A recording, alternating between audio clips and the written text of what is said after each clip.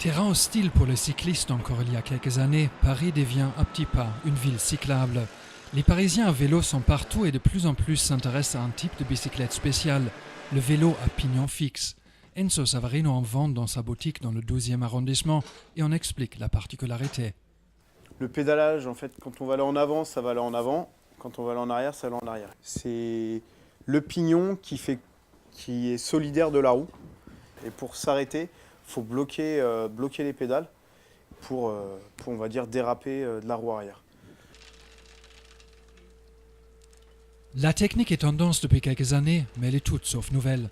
Ce sont les premiers vélos du siècle dernier qui fonctionnaient de la même manière. À l'époque, il n'y avait pas de roue libre, tout le monde était en pignon fixe.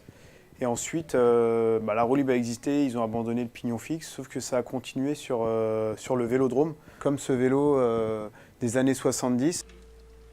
Aujourd'hui, les fixie, comme on les appelle, c'est aussi un choix de design qui peut coûter cher.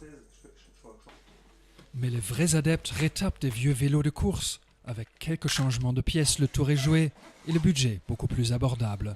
On enlève la roue arrière à vitesse, on met une nouvelle roue arrière à pignon fixe. Et ça, à partir de 99 €, on peut avoir une roue arrière à pignon fixe.